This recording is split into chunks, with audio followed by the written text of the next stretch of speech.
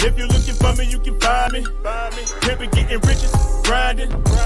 And ain't no use in even trying me.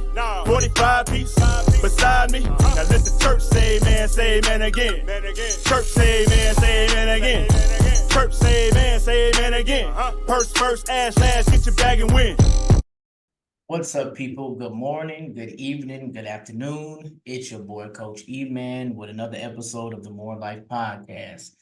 As we know, May is Mental Health Awareness Month, and I'm speaking on all things mental health awareness this month, just trying to shine a light on mental health awareness for those that believe in it, for those that deal with it, and even those that don't believe in it. Today's guest is Tasha Harris of Tasha Harris Counseling. I'm going to let her introduce herself, and then we're going to jump right into questions.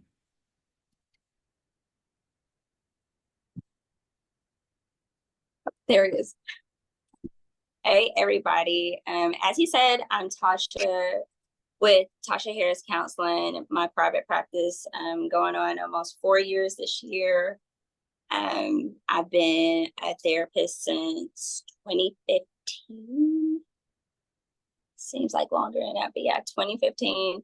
Been in various sectors, but right now with my private practice, the main thing is bringing that awareness, of course, to everyone, but particularly our Black and Brown communities. Okay, so with that, let's jump into it. So what made you, or when was the day that you realized, you know what, I want to be a therapist, this is what I want to do, this is what I'm going to do? Ooh. Well, I mean, therapy for me was kind of like a stop. It wasn't like the ultimate destination. I wanted to be a forensic psychiatrist. I was a single mom at the time. I had just had my daughter, so I had just graduated with my bachelor's. So it was like, okay, I'm going to get my master's in therapy. That way I can be making at least, some decent money as I pursue like this bigger picture. I had this amazing teacher, Dr. English, God rest her soul. She had an advanced human development class. And I'm thinking this is just like human development. We're talking about stages, Erickson, all the things. But it was like your own personal development, like okay. you. And she had this big project where she cursed a lot. And so you basically had to tell like your shit. And you had to talk about like the biggest trauma of your life to your class. And you had to have 3 sessions with her for her to approve the topic to make sure you're not bullshitting or anything. And you basically have to go through like the development of the healing or the process or all of the things. And I remember already thinking about how to bullshit, like, oh, I'm gonna talk about, whatever. And I didn't even do my 3 sessions with her. She had a rocking chair. And this was like the first time I had ever did therapy. Like, I wouldn't say I didn't believe in it. I guess I hadn't totally owned up to it being like an option for me or being something like as a resource or a tool. So I go into her office. She has this wheelchair. I sit in the wheelchair and I think it's fucking matched. Something's wrong with this wheelchair because I just start bawling, bawling. Like I was almost like shocked. I'm like, I don't even know like where these tears are coming from. I don't know what is going on. And at the time, I was going through like a very unhealthy relationship with my daughter's dad. We were separated, but I knew like this wasn't it. And I remember after that session with her leaving out the door, I was at Henderson. So I'm going out and walking to my car. And I remember thinking like, I'm about to get a divorce.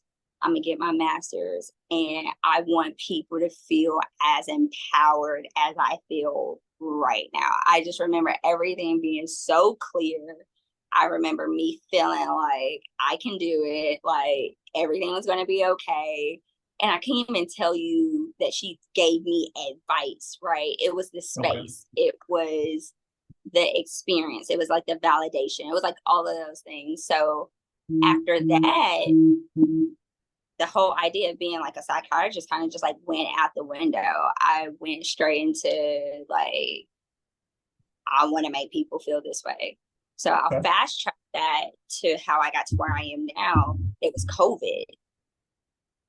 It was COVID. It was the election.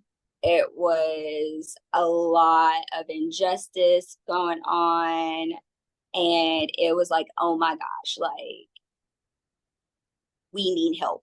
Like, we as like Black people, we need help. And from then on, I've been here enjoying it, trying to be as much as an advocate for whoever was sit on the couch.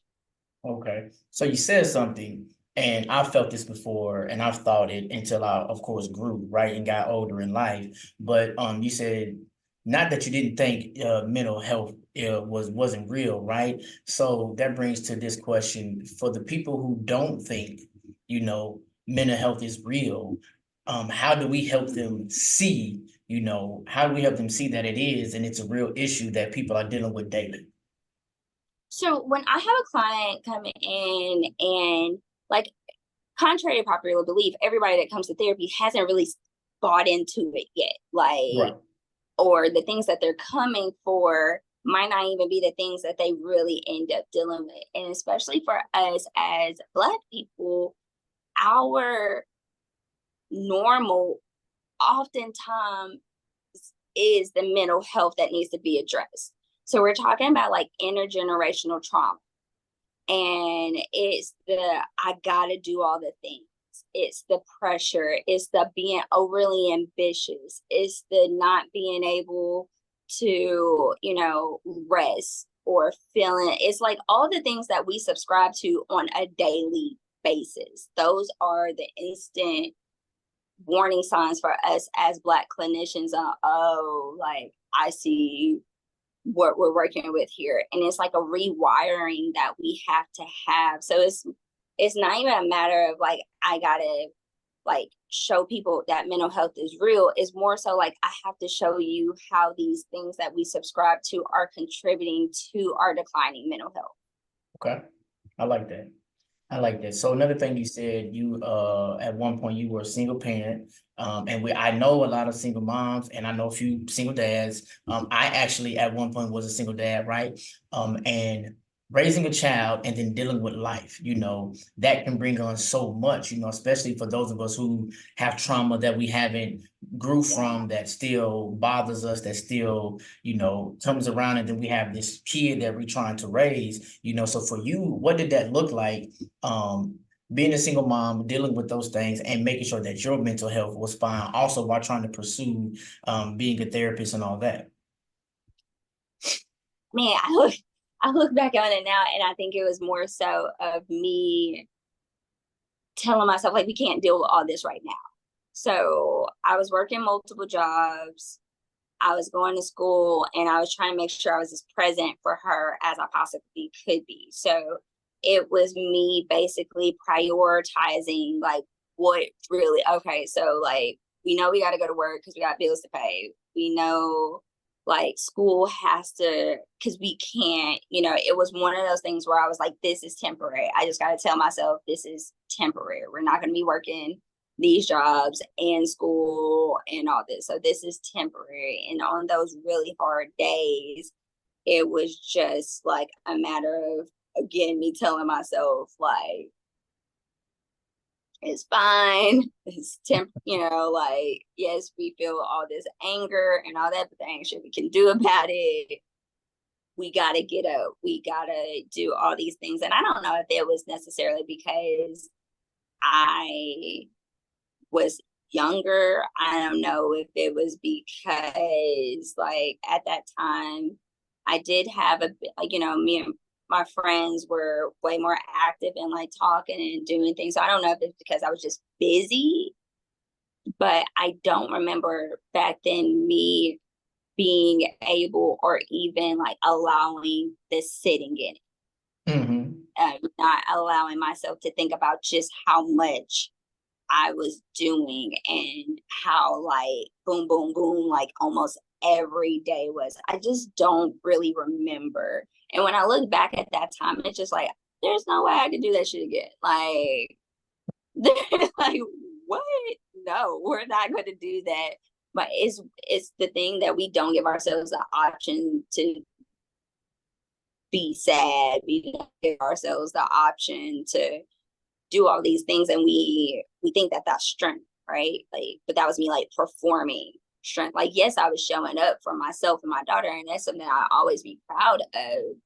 But I wasn't allowing myself to see like the abnormality that I was making like a routine in my life.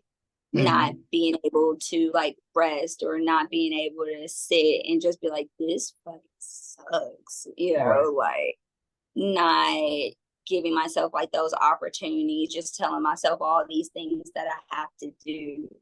So, I mean, you know, of course it wasn't easy at all, yeah, but I think I still look back at that and it's just like, that was a lot, you know, that was a whole lot. And, you know, having those times where I just remember once I did get to a place where I felt like I had reached that normal, just like sitting in the middle of the couch and just literally just there, no TV on, nothing, just like being like there, but then struggling. Like the struggle mostly came when my life slowed down because now I'm used to this life of chaos. Now I'm used to preparing for a struggle. Now I'm self-sabotaging in ways to create struggles to where I gotta do. You know, so I can't really say that I knew much of the struggle when I was in it. In it. But when I came on the other side of it, that's when it was like, what do I do now? We can't do that no more. Yeah, what do I do now? I recognize that was bad, but yet I find myself still thinking like, well, I mean, I got time. I could work another job, or you know, me thinking of all the things. So it's like now I don't know how to sit my ass down. I don't know how to like celebrate. I don't know how to like look at what I'm doing as accolades. It was just like, that's what you're supposed to do. That's what I was supposed to do. Like, you know, I didn't have a choice. Right. So it was just kind of like I could see these things that I did, but I'm not resonating like with that feeling of accomplishment. I'm not feeling like I've arrived. I remember calling my mom, being like, "Okay, now what?" Like, I got the degrees, I got the house, I got the job, I checked the boxes. What do I do now? Because this don't feel like it's supposed to feel. Okay.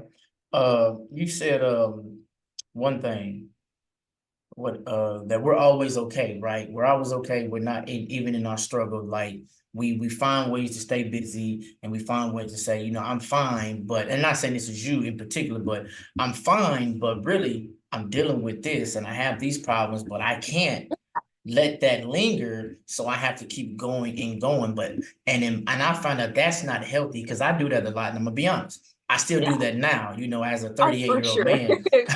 I For still do sure. that now, but that's not healthy. And so for the people that are dealing with that, where it's I'm okay, I'm okay, I'm okay, because I got to keep going, going, going. How do you counsel them through that? How do you speak to them saying, hey, take a moment, take a breath, relax. It's okay to not be okay.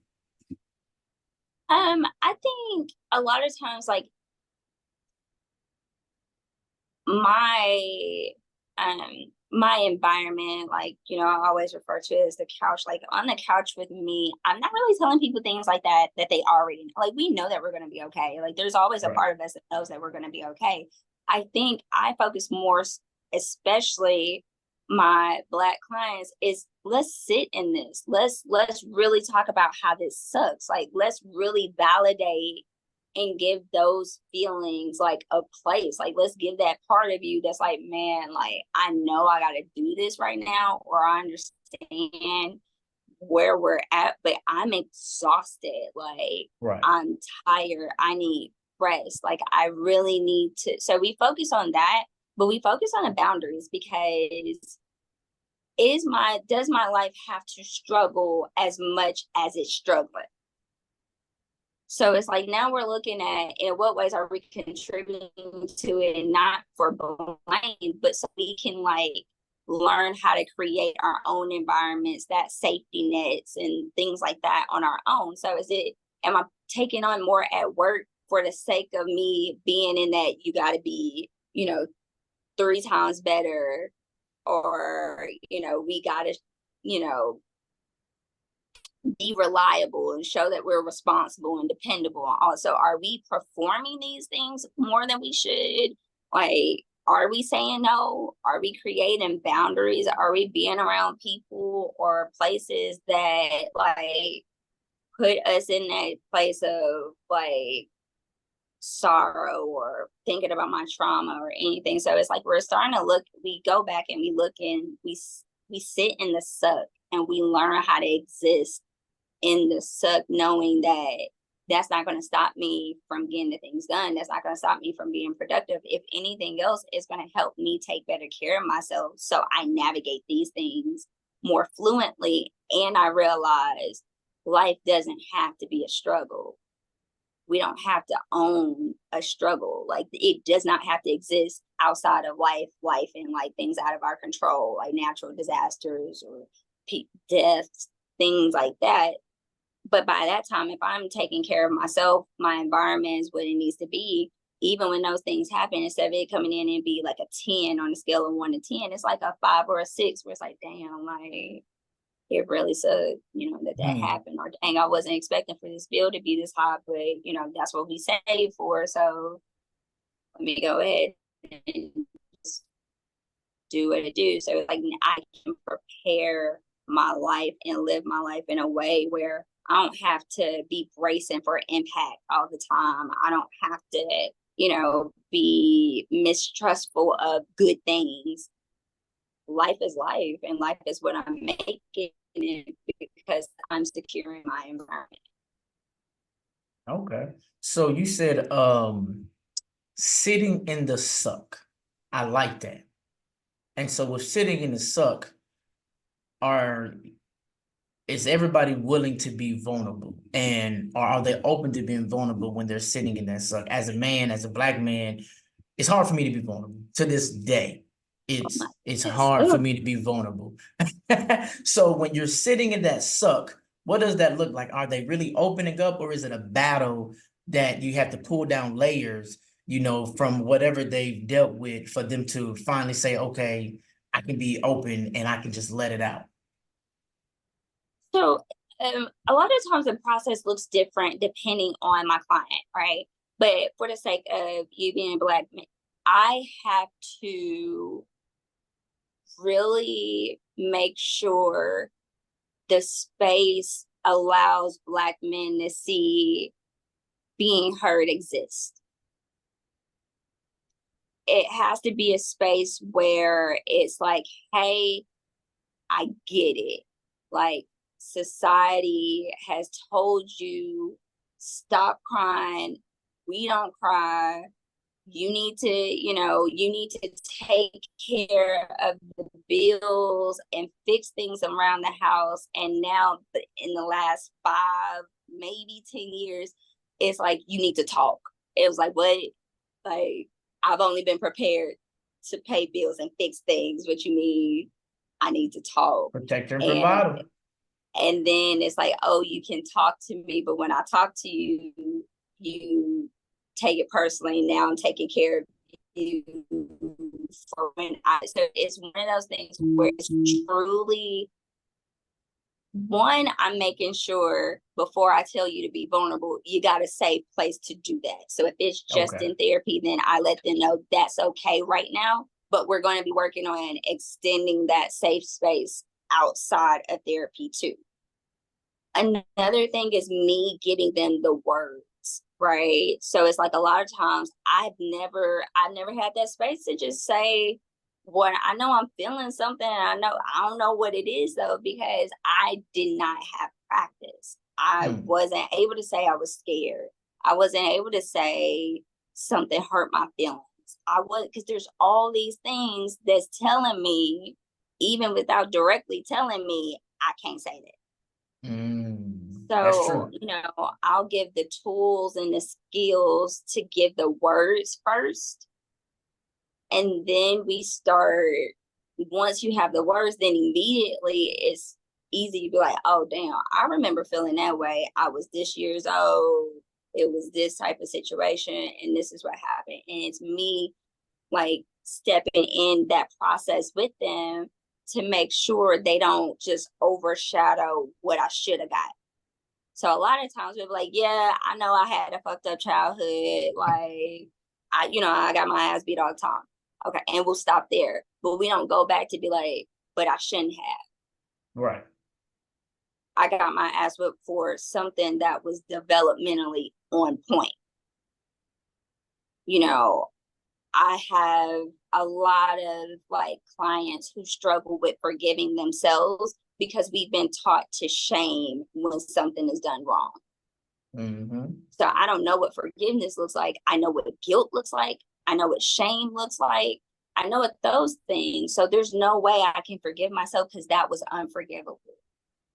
And I should be ashamed of myself for behaving that way or for doing that. And it's having to go all the way back to those things to reframe that experience, to say, hey, like that was the experience. You shouldn't have been shamed. Like, you weren't a bad kid. You made a mistake. And instead of learning and like unpacking that mistake, you had to own it. So now I am the mistake. Okay. So then I'm an adult, and now I don't know how to get past things, or I don't know how to process that. So I get defensive because I'm so used to people beating up on me. I'm already like, I'm ready. I'm locked and ready at every moment. And that's exhausting. Very much so.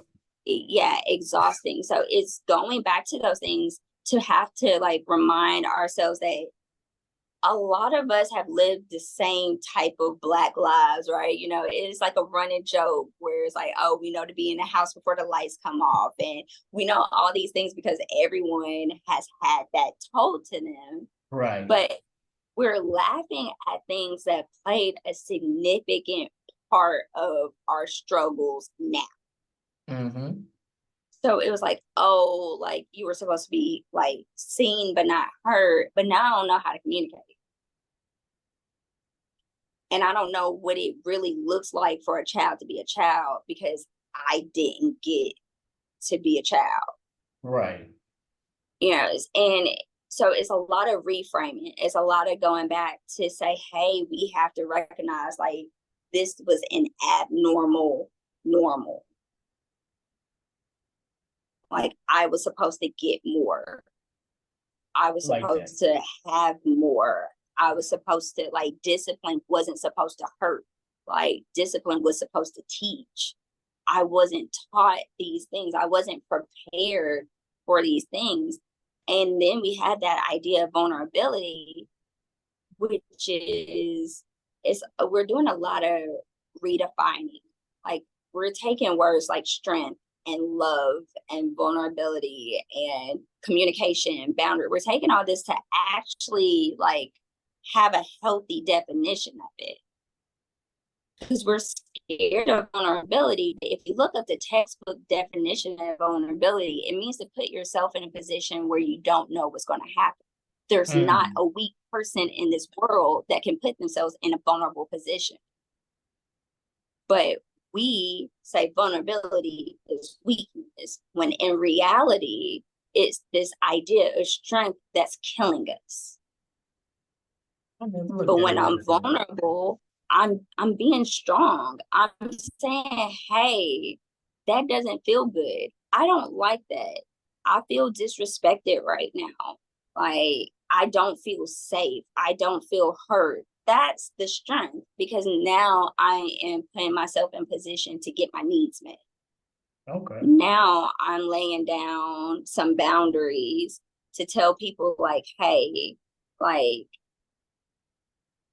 if you're not going to respect this, this is what you're going to get from me, or you're not going to have access to me, because not having access to me is the consequence. I like that. So you said shame earlier. And so I want to dive into that because it's a lot of women, and I want you to speak to women, especially as Black women, who have felt shame by choices they made, right? They felt shame by having kids early. They have felt shame by some of the men they've dated. They have felt, who they choose to date, and then they felt shame by the person they chose to date in that relationship. Who, whatever went on that relationship, and them beating them up, breaking them down. So I want you to speak to shame, because that has a lot to deal with the man and a woman's mental, when they're feeling shamed and they're afraid to take a step forward, or they're afraid to do things because of that shame that they'll feel from, whether that's church people, family members, friends, or whoever. Why? That's the basis of it all. Why did you do that? Why did I do that? Why didn't I know better? Why did I allow all that? Is the root of shame. When we were kids, it was like, why'd you do that? Hell, like, I'm a kid. I don't know. It comes from that, like, immediately, like, oh, I should have known better. I'm telling myself things that were told to me when I did something displeasing to my parents. And notice I didn't say when I did something bad. Right. It was displeasing to them. They were the ones who got to say whether it was good or bad, even if it went bad to me. Like, I don't have a problem with that or the consequence that came with it. But because you thought it was bad, now it's like, why would you do that? That was so stupid, or you need to do this, this, and this, or whatever it might be. That voice becomes our voice. Right.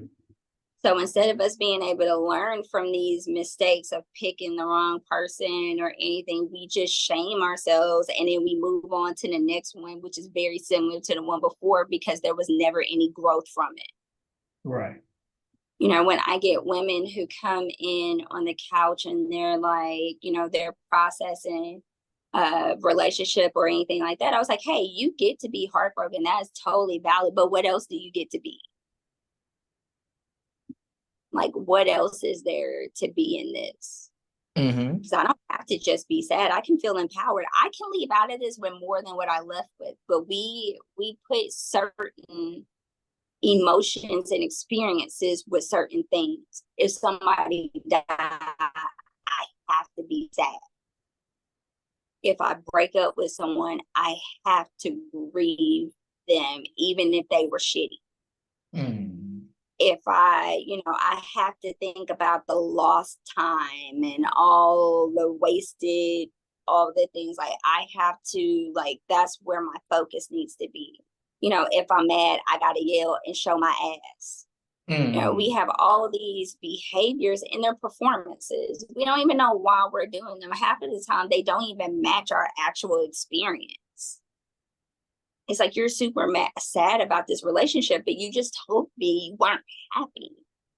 You just told me your needs weren't being met. You just told me all these things. So why are you staying in the sad? Why are you not allowing yourself to move to a different emotion or a different experience or a different perspective? I like that.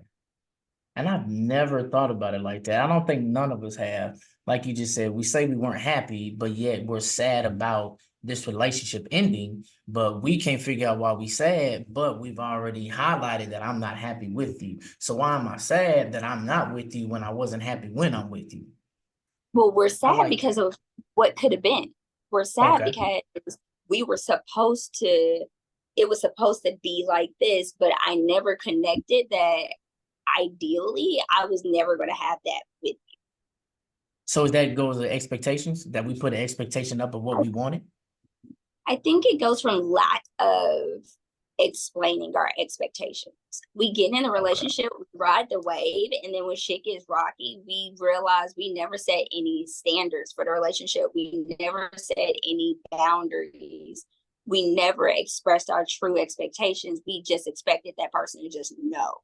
Okay. And when things started getting rocky, it was like, oh, I don't know how we got here.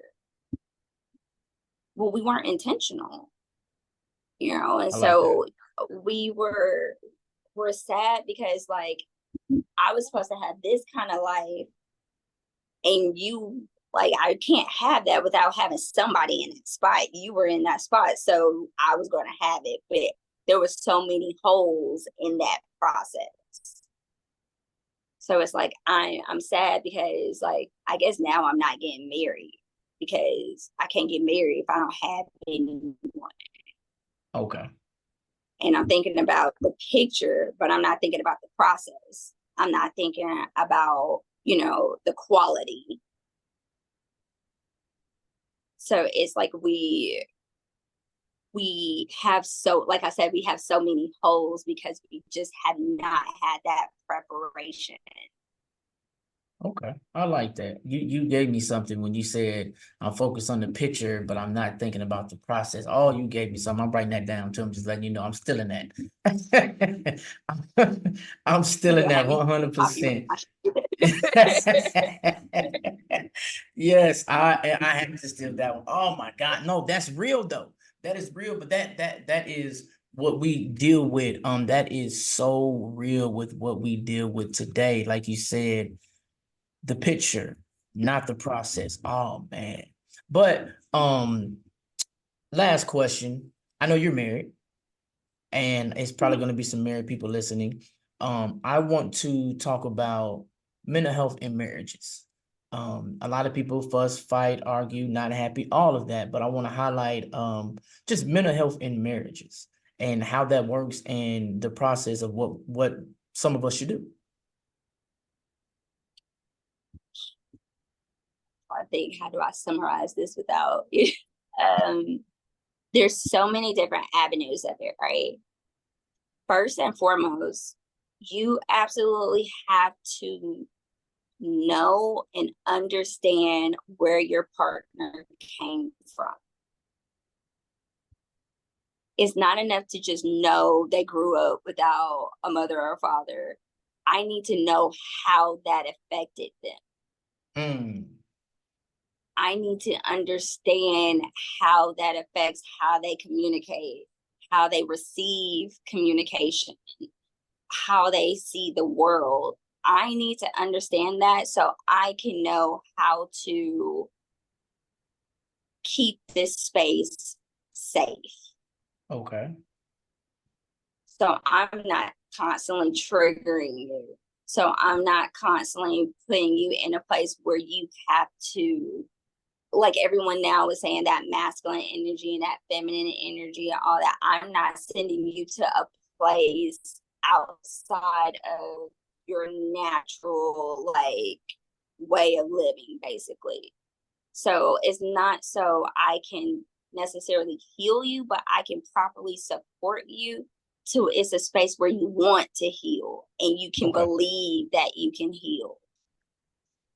A lot of people, I won't even say a lot of people can't, because I can't speak for a lot of people. I used to think as a therapist, the key to healing our childhood and things was who we present to be as a parent. But I no longer subscribe to that, because parenting is triggering because we're constantly giving things that we weren't given. And while we're glad to do it because our kids don't have to go through what we went through, there's still that child in us that's like, damn, like I would have loved a hug right now, or I would have loved for a question instead of like an assumption. Like I would have loved that ability. So when you think about life, no matter if you have parents that were good or bad, they're on this pedestal because they're our parents. They're our first models of how to navigate the world. Who else in our life is going to be on that same pedestal? The person you choose to spend the rest of your life with. You have in birth and you have in death. Mm-hmm. So my partner very well could be the key to me rewiring all of that if they do so the right way, if we navigate it the right way. Now, they're not going to be the source of the healing, but they are going to be able to challenge all these things. If I grew up hearing I'm not enough, but I have this person who ain't got no ties to me, they chose me, and they're pouring into me and saying like, hey, you are so much more than this. It's like, wait a minute, I was told, but this person is loving me in a way that I've never been loved before, and they're doing it effortlessly. Easily. Like, I'm not having to hurt to get it. I'm not having to act an ass to get it. And I'm also seeing that I'm loving my kids the same way. So now I'm starting to think like, okay, so maybe it wasn't me. I wasn't a bad kid, or I wasn't all of the things. You just weren't. You failed me. So when we go to marriage, then it's, if I know, so I'll backtrack. We hear a lot of times from women, I don't think my husband like black men. I think they hate, men hate women. Hear all the time. And I challenge every single woman that sits on my couch that says that. It's like, you know what? That might be true. What was their childhood like? Oh, well, him and his mama don't have a good relationship. So you know him and his mama don't have a good relationship, but you are condoning him, shaming him, and criticizing him for his reaction to women when his first model of a woman was this. Why would he like women? Because from what I'm hearing from you, you probably do a lot of the same things that his mom does, and it creates that familiar experience. So you're not showing him no different. Right. Is he supposed to just know you're different? How is he supposed to know that? So if I know that you potentially, I'm not going to judge you for not liking women. I'm going to be understanding, right? Okay, like I understand his example of like women and that have not been the best. So I got to make sure that I'm providing the space for him to see that this, what we got here is not that. And that the version of him that exists in that can't exist in this. Here. Okay. I get that. So this brings up my question for married men who are getting into the avenue of having that, like you said, that mate that is giving them everything that they didn't get. Yeah. When you see that in the married men, or at least being mindful of it. Being mindful of it. The ones that you have talked to, how are they able to cope with, but then also give that same, I guess, give that same energy to their wife to make them feel, that I'm being heard, he's listening, he's, doing what I need him to do when he's never been used to that, but he sees you giving it to him. So I am very much a believer in like, we're not going to be able to receive what we never had without being intentional, without working through and stuff like that. So a lot of times we can say the needs that we have, but even when we get it, we still behave in the same way because we don't know what it looks like. And if we get it and it feels differently, we're not staying present enough with the feeling to understand like this feel weird, but it's not a bad weird. Like if I go past the, oh, this is weird, it's like, oh, wait, like, okay, like this is how it's supposed to feel. But we're just going like, oh, that's weird, bad. And I'm giving it that same reaction. I tell couples all the time, like when we're dealing with things like this, we're dealing with a communication breakdown, we're dealing with a mistrust, then we got to stop being hypercritical of the other person and like worry about yourself. Like if I make sure, if we both are taking care of our mental health, we're both going to therapy, we're both like trying to make sure we're drinking water, take vitamins, we're eating better, we're, you know, setting boundaries, we're working on communication, we're doing, if we're both doing these things individually, then it would be way easier to do what we need to do together. A lot of times couples are playing that tit for tat game where like basically like this problem is yours, so you work on that while I reap the benefits from it, but the whole time I'm not doing anything. So it goes from like you proving, so you're pouring into me, I'm not doing anything, so now you're empty, so now I gotta pour into you. So it's like we're always doing this back and forth instead of growing together, holding ourselves accountable. Because even if the bulk of it is your fault, I played something in that too. It's impossible for this to be all you, even if my part in it was enabling it, like letting it happen. So we mess up because we're so focused on what the other person is doing. But if I'm focused on what you're doing, it's impossible for me to be intentional with what I'm doing. Okay. Because my focus just shifted. You know, I tell couples all the time, if one person is in therapy and the other person's in therapy, you are now setting yourself up to be unequally yoked. Because now I'm on this different path and you're not there. And we're still going to have conflict because I'm in a place that you're not. I'm able to communicate in a way that you're not able to communicate, or I have an insight that you don't have. So that's going to only create further disconnection. Okay. I like that. I know you have Brooklyn. I don't know if you still call her Boo Boo or not, but Brooklyn. And she's doing great things, right? I see you highlighting her with soccer. And I know you said, I think recently she played against some boys. Yeah, she plays the And boys team. Yeah. right. And so mentally, that can be challenging. I don't know if it was challenging for her, but mentally, that can be challenging for any kid, especially a girl playing up against boys or young boys. They're playing up, whether that's track, football, basketball, soccer, whatever. So mentally, how were you able to speak to that to Brooklyn if she was nervous, or mom, I don't think I can do it. Not saying she did, but just, mom, I don't think I can do this. But mentally, how were you able to get her to know that she could and see her potential? Oh, she absolutely struggled with confidence. Like it was wild. We had to totally reframe everything we said to her. Okay. So, at first you hear your kids say, oh, I'm nervous. Oh, there ain't nothing to be nervous about. Da, da, da. We stopped doing that. It's like, hey, it's okay to be nervous. It means that you care about the work you're producing out there. It means you care about, these things. So it's us letting her know, like, those feelings are normal. Because what happens is, it's like, oh, I'm feeling nervous. But if my parents telling me I ain't got nothing to be nervous about, then something must be wrong. Mm.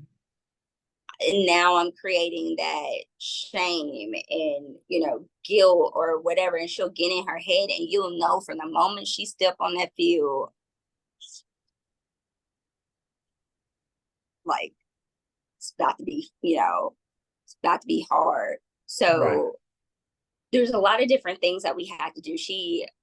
Thank God she has like a new coach who he sees her.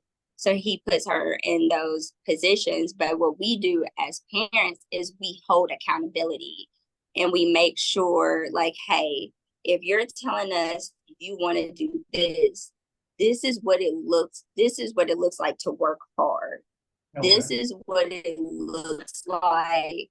So we made sure she understood the psychological aspects of being an athlete.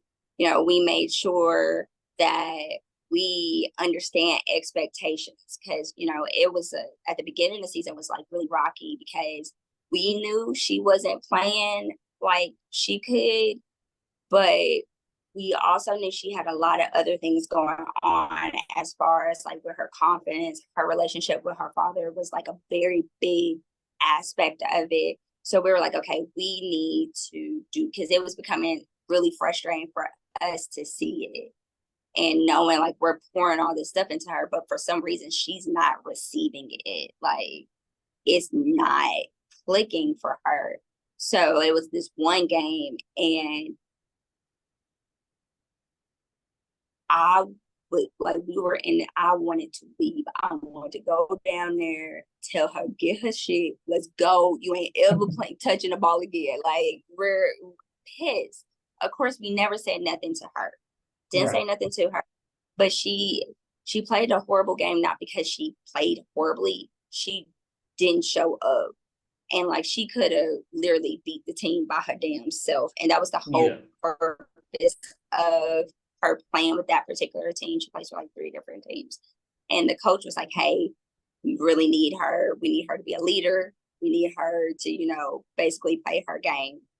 And you kind of saw it for the moment. I was like, that's weird. Like she got her hands on her hips. She like walking. Like, did you see she missed that? That's weird. Like at first it was like, that's weird. And it was just like, what the fuck is going on down there? And now I'm upset because it's one thing not to show up for yourself. It's another thing not to show up for your team. Right. So I'm livid.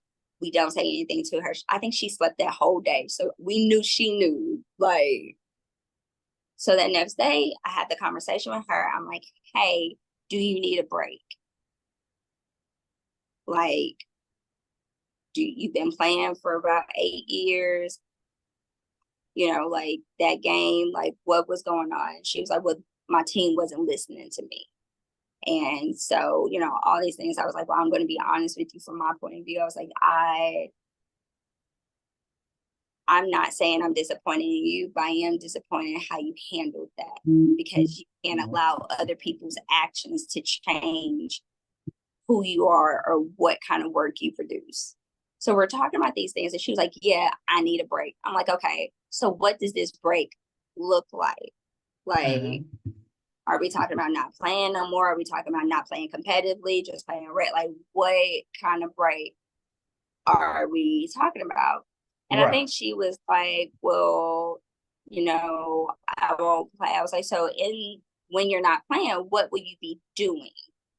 You know, she was like, well, I need a break so I can basically find my love for the game again. And I was like, okay, so what will you be doing and she was like, well, you know, I'll be like reading books and like kind of just like chill. I was like, so how is that going to get the love of the game like back? So we do a little bit, and I was like, listen, I'm gonna be honest with you, like you play like that again, you ain't gotta worry about a break. We're not gonna do that. Like, this is your sport, yeah, but we have certain expectations, and if you're part of a team sport, you're going to not hinder the team, you know. And I forgot exactly how we got it, but I said something. I gave her, it wasn't tough love, it was just love, because what we mistaken is not telling the people we love harsh truths, because we want love to always feel warm and fuzzy. And when we can't make it warm and fuzzy, we're making it harsh as fucking covering up as tough love. It's just love. And I said, listen, I'm battling whether or not I need to say this. I was like, but I'm having kind of like one of those moments that I have in therapy where my clients be like, all right, you just punched me in the face. Like, oh, I was like, so I was like, so I'm sorry if this comes off that way, but like I prefaced it, right? Like, but I said, you're loving soccer the way your father loves you. You only go to the practices, you know, playing the game, but after that, you know, when you're in the game, you're inconsistent with what you give it. You know, you're not loving soccer. You're not investing in soccer. You're not speaking life into soccer. you're not trying to grow in soccer. You're not trying to get better in soccer on your own. Like, I'm kind of like, and she stopped and the tears just started falling. She's like, I never thought about it like that. And I was like, that's not how we love you. I was like, we can't focus on what appears to be a deficit in our life. Then we miss all the things that we have to be grateful for. Okay. And I'm like, so tell me your expectations of soccer. What do you want to do in soccer? And she's like, listen, like, I want to go to a really good school, like college. I want to try to play in the Olympics. I want to go as far as I can go. Okay. And I was like, okay. I was like, here are our expectations with those standards. We expect for you to practice on your own. We expect every time you touch a ball, you're giving it all you got. Like, I'm telling her, I was like, now we've recognized that you possibly don't know how to do that. So this is what we can do. We can work with you. We can make sure we get you a trainer, but you still have to be doing these things independent. It's going to be challenging, but if we get like a negative attitude from you, we're going to stop, because this is not supposed to be a negative experience. So if you show us you don't want to do it, we don't stop doing it. But if you want to get better, this is what it's going to take to get better. I was thinking you're going to feel more confident when you're confident in your abilities and your skills. And we had to let her know, like, you can't get that through the validation of like your coach saying good job, or, the accolades. You have to know you're doing a good job. You have to be putting forth your best effort. And so, like, of course, we're a really competitive family. And my husband is like, all right, I'm going to tell Brooke if she does this, we're going to give her this. I was like, nope. I was like, that's my wife. I don't feel like that's a good idea. I was like, because she needs to navigate this her way so she understands how to produce the reward. All right, I worked at this skill for this long doing this. This is what happens. Now I get this. Okay, like, I can rock with this. She needs to see the process. She needs to be aware of the process so she knows how to get her own results. Right? We're going to encourage her, but we told her a long time ago, we're going to stop hyping you up. We're not going to we ain't going to down you, but we're going to stop being that motivational speaker for you, because she started relying on us to be like, oh, like, you did a really good job, and oh, this, oh, that, or you can do this. And she started relying on that. So if she had a bad game, she's waiting for us to talk to her about it. And so she'll get mad. Like, she blew some tryouts because she saw other people being good and immediately just like, I don't know what happened. And she waited and she waited. She got so mad at us. So she started self-sabotaging, right? She started just doing things to get our attention. And we ignored it because we saw what was happening. So it's like, we're not going to get on to you for something that we know, like, we see what this is. So finally I stopped her. I said, hey, you got these options. You can talk about the very thing that you're wanting to talk about, and we could talk, we could get through it. We could do whatever. I was like, you can keep going the route that you're going, which leads to us paying attention to your behavior, but not the initial issue.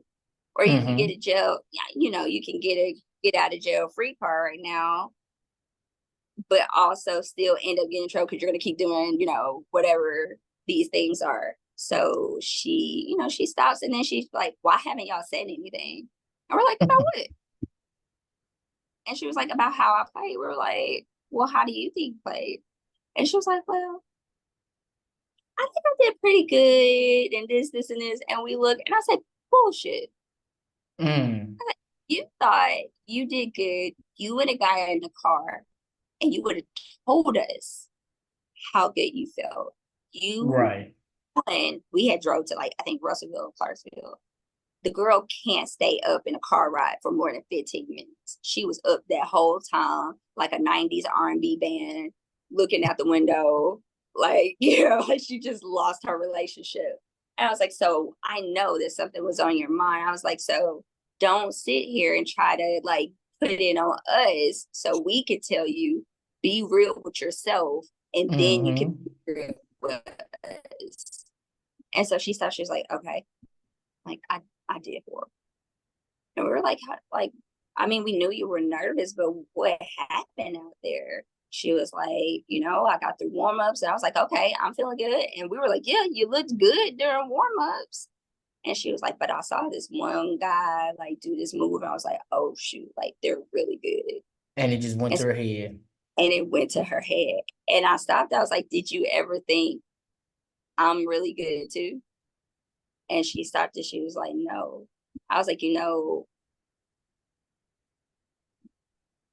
have to always know you belong. You don't ever need to tell yourself we are never going to put you in a space or an opportunity where you don't belong, where you don't belong to be there. If they were good, you were there because you're good too. We wouldn't put you in that position to get pummeled, right? It's not going to be humbling. And so we told her, we're like, listen, we got to work on this confidence thing, because what you feel right now, you're going to always feel unless you change it. Mm-hmm. And we're like, you're 12. You ain't got too many more years before this mentality dissipate. Like, it's going to kill every opportunity. I was like, you're at the point, every opportunity you have from here on out is going to be a higher level. Right. So you're going to have to get used to seeing people who are good because you're good too. And we kind of just let her know, like, listen, if this still exists at, I think we told her like age like 15, I was like, then we're going to have to stop soccer because it's not going to be beneficial for you anymore. At all. So I like that. You said something, and I want to highlight before I forget it, because my mind goes sometimes. You said you didn't give her tough love. You just gave her love. It was just love, right? And so, as a man who was raised on tough love, right? I didn't get the I love yous, I'm proud of you, the hugs. I got if you would have trained harder, you wouldn't have lost this fight. If you would have practiced harder, you wouldn't have lost this game, right? Or lost this track meet. And so when we talk about tough love, and this is us as adults, we who was raised that way on it. How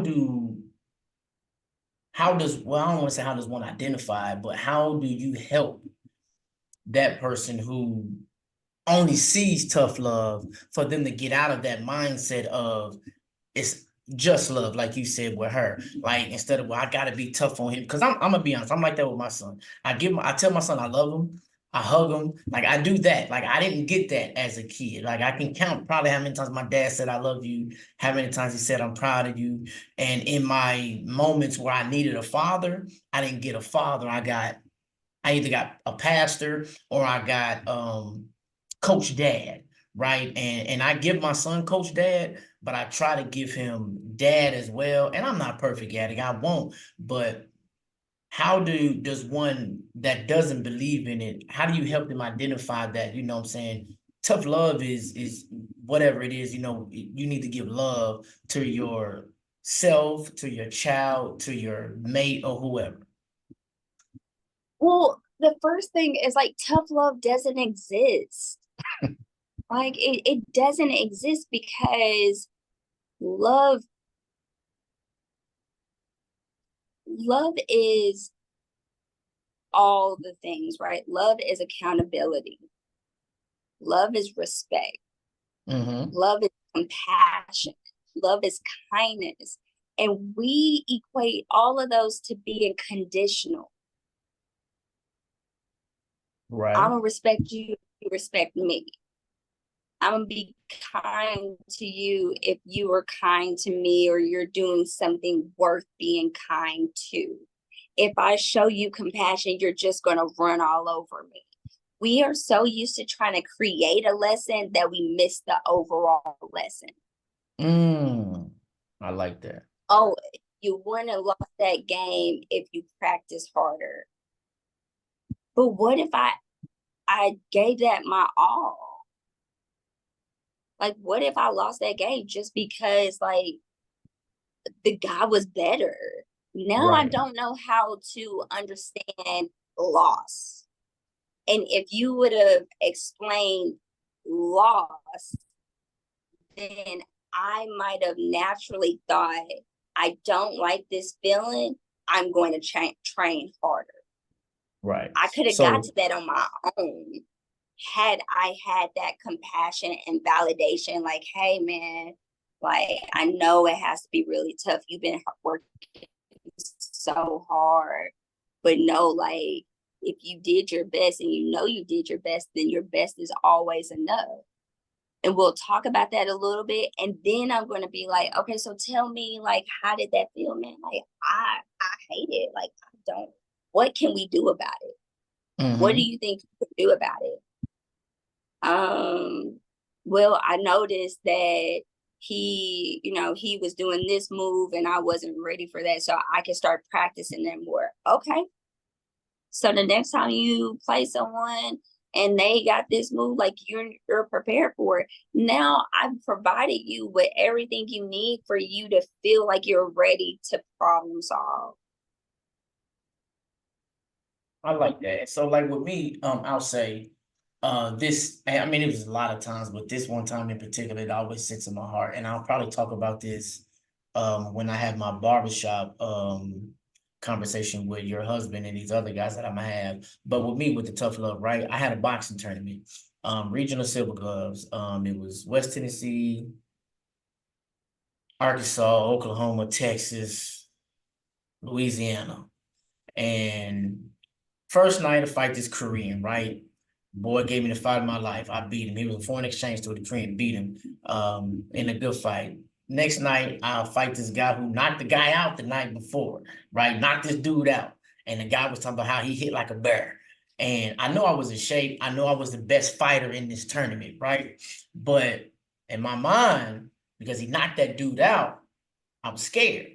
And so when me and this guy fought, he was a two-time national champion. Me and this guy got in the first round. I was real timid, right? Scared. But then once he hit me towards the end of the round, like he hit me clean, I was like, oh, he ain't got nothing on me. And the next two rounds, it was a whole different fight. When I say I outboxed this dude. And I dug so deep of a hole in that first round that they didn't really focus on what I did these next two rounds. And I ended up losing the fight. Real close decision. They actually said my name as a winner, but said his corner. So they went back. I ended up getting the Outstanding Boxer Award of this tournament. Losers don't get the Outstanding Boxer Award of any tournament. Since I've been in this tournament, I've never seen it happen. And I broke down. I was hurt. I was in tears. I was crying. And in that moment, instead of my dad being vulnerable, because he was raised hard, but instead of my dad being vulnerable and saying, you tried your hardest, you did your best, I'm proud of you. It was, if you would have got your butt in that gym and trained a little harder, you would have won, not knowing that I fought my ass off. Like, well, the whole thing is I lost because of emotion, not because of physical anything.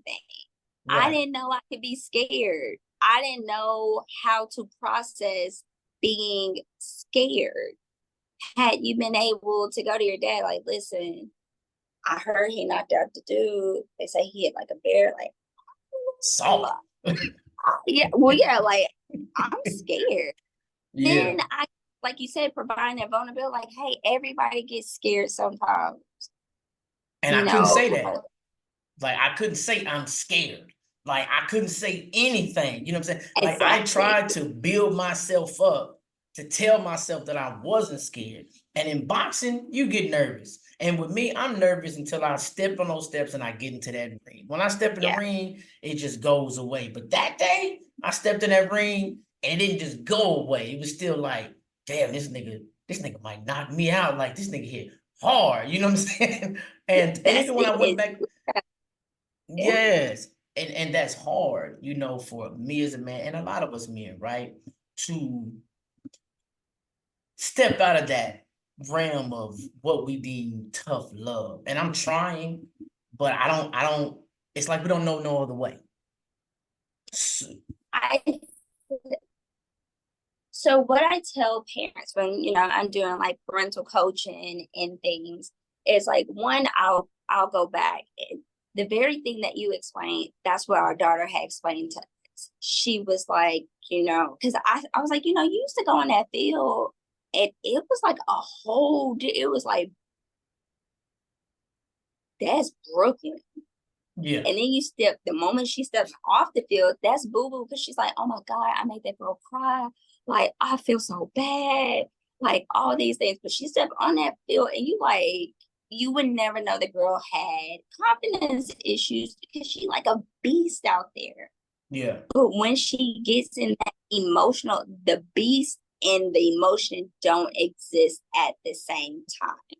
Because the beast doesn't have the skill to process the doubt that the emotion puts in, right? So like when we are not curious with our kids and we just assume, that's when we lose the connection. See, we are so big as parents on thinking we know our kids. We know why they didn't do them chores. We know why all these things. And I will tell you, professionally and personally, 95% of the time, we are wrong. We are so wrong. It's not what we thought it was. And not only did we assume, but we acted on that assumption. We didn't even try to see if we were right. We didn't question or nothing. Just like you said with your dad, if you would have gotten in the gym, whole time, Dad, you know what? I lost. Like, my physical was as good as it possibly could have been. It was. You didn't even think about anything. You didn't ask me, hey, I noticed like towards the end you were fighting way differently than what do you think happened? Honestly, I was scared. Right. I'm sorry. I wish I would have I wish I wouldn't have let you know it's okay to be scared. It's not one of those things where, why didn't you come and talk to me? No, obviously, I didn't create a space where you thought you could. So I'm sorry that I didn't let you know that was okay. And see, and that right there is what a lot of us deal with, not being able to say, I'm scared, right? Not being able to, and it affects us as adults, to us identifying, I was wrong, I messed up, I made a mistake. Like I'm 38 and now I get it, you know what I'm saying? But 20-year-old Emmanuel, I wasn't mentally there. I wasn't mentally prepared to identify, dang, I was wrong. I'm sorry, forgive me, but with my issues and then me, of course, raising a Black boy, me and my wife, we try to do those things. But Carlos, what happened? What was wrong? I don't know, like, were you scared? Are you okay? No, that I ain't scared, but it's okay, bro, if you were scared. You know what I'm saying? Like, it's okay. You know what I'm saying? Like, if you are, let me know, and then we're going to knock that out the box, those type of things. And that, of course, hinders us daily, in our relationships, and in parenting and with our friendships and things like that. But one last thing I want to talk about, you said quickly. Oh. You said that you kind of did like, if it's not tough love, not really know what else to do. I mentioned it briefly, but the key to all of that is curiosity, connection, and collaboration. So instead of looking at your child's behavior and creating your own narrative or anything, be curious. I look at my kids like inventions. How does that work? I wonder what makes it do that. So I'm asking questions. So instead of like, what's wrong with you? Hey, what's upsetting you? because whatever is upsetting you isn't wrong. What's upsetting you? Or like, instead of me assuming, it's like, hey, do you need me to come? I'm gonna help with this chore because I recognize you're having a hard time. Not because you're lazy, not because it's hard being a kid. Mm-hmm. Like, we have to remember how hard it was being a kid. We can't allow our experience as an adult to overshadow the development of a child. Right. So you look at if something is going wrong, instead of you seeing as a right or wrong, my child is having a hard time right now. And that makes me curious. How can I support? How can I make sure you got the right tools in your toolbox? Okay. Because I'm not going to handle this being scared for you, but I will support you so you can see for yourself. When I go through fear, I realize it's not that bad. And then I could be on the other end, not like I told you so, but it's like, I'm so proud of you. You were so brave. Like, you were scared, but you saw it through. How do you feel? Like, I'm asking these questions so they can make their own connections rather than us telling them, this is what you need to do because this is what's going to happen. I'm just standing by your side and I'm walking with you. Mm-hmm. We're so busy trying to make sure our kids are happy that we don't realize that we're robbing their ability to be their own happiness, or to learn how to be their own happiness. And they can do it under the safety of our roof if we're giving them the tools of how to navigate. We are only supposed to support as parents. We're not supposed to control. We're not supposed to judge. We're not supposed to tell them what their right or wrong should be. We're supposed to help them develop their own moral code. We're supposed to help them understand their own rationalities and all these things. And a lot of times they're not choosing the way we think that they would choose. They're not doing the things that we think. It's just we're coming off of our own, because we don't respect kids. We don't see them as humans. We see them as incompetent. We see them as all these things. And then the moment they show a little bit of development, all of a sudden they know all the things. They're supposed to know better. They're supposed to know all these things. And just because you told them don't mean they know better. So if I know and I'm telling you things and you're showing me that you don't know better, instead of me chastising you and punishing you, I'm trying to see where the disconnect is. What don't you know yet? Or why don't what's keeping you from understanding this concept? Is it a rule that can be more flexible to help you navigate better? Is it even necessary at all? Do I know why it's a rule? I'm becoming more curious to help you navigate it better. We don't know how to implement discipline the right way. We don't know how to support the right way because we don't know how to emotionally regulate either. So it's going to be hard for me to sit with a big emotion if I don't know how to sit on my own big emotion. So I don't need you to stop crying because you don't need to cry. I need you to stop crying because I don't know what to do with you crying. Right. Whole time you doing what you're supposed to do. You need to cry right now. To let it out, to release. But I'm interfering with your development because I can't handle it. I ain't never look at it like that. I'm telling you to stop being mad. I'm getting mad because I don't understand why parents don't understand certain emotions in kids. If they're rolling their eyes or slam a door or something. Okay, if something makes you mad, what you do? I mean, Will Smith made the song. Parents just don't understand. Yeah, do you contain yourself? Or if it's a friend and a friend is oh, I just want to slap that person in the face. They were I get it. But if our kids say, I just want to slap that, you can't do that and all that. Okay, do I tell you what you already know? But I feel like I need to tell a kid what they already know. I can't level with my kid, but I can level with a stranger or anything else. That's malicious. If I can easily give a different behavior to people I don't know, but I'm giving my kids whatever, it's malicious. if I could show that type of restraint with someone else, why am I not showing that type of restraint to my kids? Right. You know, so if my kid is upset and stuff, like, why you got an attitude? It's like, hey, what's upsetting you?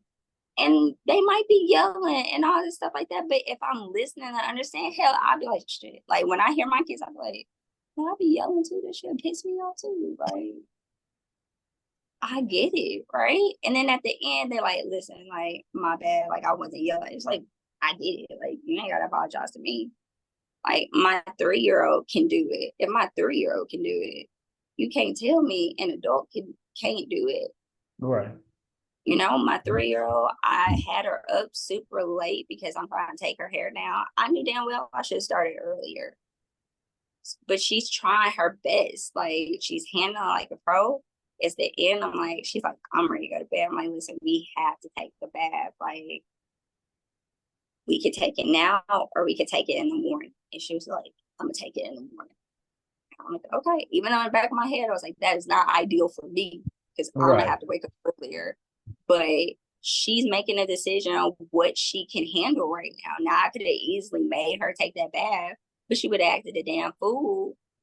And I couldn't get mad at nobody but myself because she told me, like, I can't handle a bath right now. I'm tired. I get it. I wake up the next morning. I'm like, all right.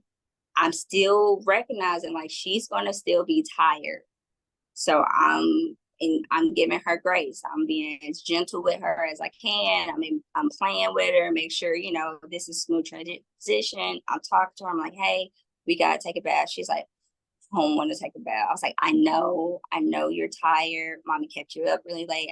Thank you for being so patient. I was like, but remember, we said you didn't want to take a bath last night. We would take it this morning. In the morning. Right. And so I'm acknowledging, like, I get you still don't want to do it. We got to do it, but, you know, so she take a bath, no problem. I forgot what happens from getting out to dry her off. But she just starts, oh, I brush her teeth, but I brush her teeth with the wrong toothbrush. So, not toothpaste. So it's a little spicy. And so she started kind of losing it. But I'm being patient with her. I'm like, I'm sorry. I'm trying to hurry up. I be patient with her. I be kind. She comes and I get her ready and I go on by my business. And she comes and she said, I'm sorry for yelling. So with that, I want to thank you, Tasha, for being on and being my guest. You guys go follow her, Tasha Harris Counseling, if you're in need of a therapist, someone to talk to help you deal with whatever issues that they may be, past trauma, current trauma, some mental health issues, or anything relationship-wise, dealing with your kids. Go holler at her. Again, Tasha, I thank you and I appreciate you. Y'all be easy and be blessed.